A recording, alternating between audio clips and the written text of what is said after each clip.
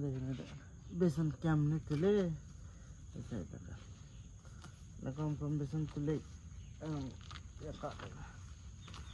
না হলে সকালবেলা তো আর এখানে ওখানে দুই একটা করে বেসন বাঁচতে একটু সময় লাগে। সকালবেলা ওটা ব্রাশই করে নি, ব্রাশও করে নি মধ্যে গিয়েছিলাম আমাদের মাছ মারার ওখানে, তো ওরা বলে আগ্রহ নিয়ে আছে। আমি ইয়ে করি মনে করলাম এই দিকে যখন আসছি তো বেসনটা তেলে আমাদের আবার ওই একদিকেই সব ঢেউ মাছ মারা, আবার ধানের ভোঁ কলার ভোঁ সবজি সব একদিকে, এইগুলো করে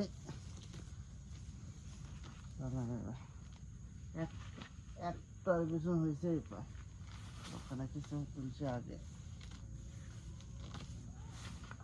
এরকম হলেও মনে করেন আগবে এই পুরোটা অনেকটা জায়গা যেটা আছে তো হবে সমস্যা একটার হয় না কিন্তু শোনা গেল আওলে চলবে এটা বেসন বান্ধে খাওয়াটা দেখান তারপরে আবার লাগাবে।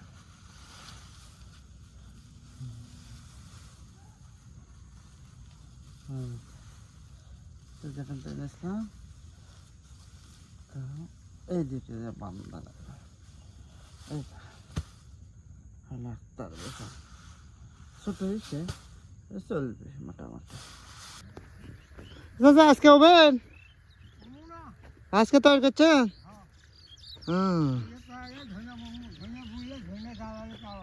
আচ্ছা তাহলে না আপনার আরো দেরি হবে, দেরি হলে আবার পড়তে নেবে নি ওই ধানের বেসন ওদের মধ্যে সারা পড়ছিল না তাকে বেঁচে বেঁচে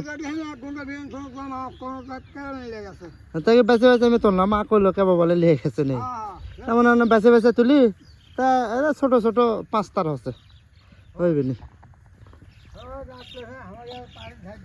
ওই ধার দেই বেশি ওই ওপর দিকেই নাই। হ্যাঁ হ্যাঁ হ্যাঁ ওই খুঁজে খুঁজে শেষ করে দিছে। অনেক সময় হলে মেয়াদ দিলাম খোসা, সেই সকালে যাচ্ছি 2 ঘন্টা হয়নি, 2 ঘন্টার কাছাকাছি রোদ উঠছে, 4 দিকে রোদ উঠে গেছে।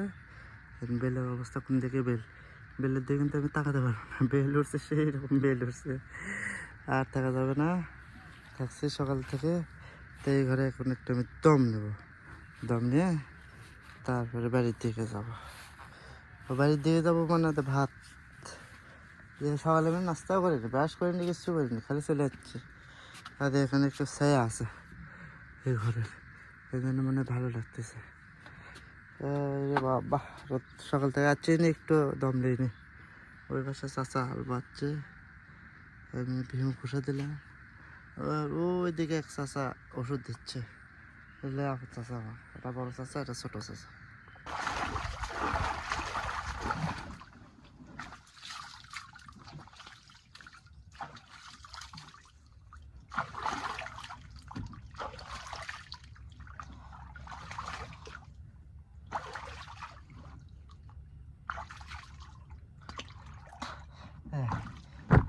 কাজ দেখেন, এগুলো চুলকাইতে চুলকাইতে ইয়ে হয়ে গেছে, এইগুলো ধানের ভেদ নামিলে খালি কোনো চুলকায়, সেই বেশি চুলকায় না, কম কমই চুলকায়, কিন্তু চুলকায়।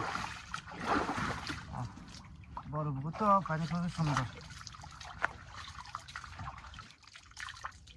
মনে হচ্ছে গোসল করি, গোসল আর একটু পরে করবো, খুবই সুন্দর পানি একদম ফ্রেশ। দাঁড়িয়ে ঝাড়বে হচ্ছে 10টা বাজে, তো একটু হয়তো টুকি টুকি মাছ পড়ছে, দেখি কি অবস্থা।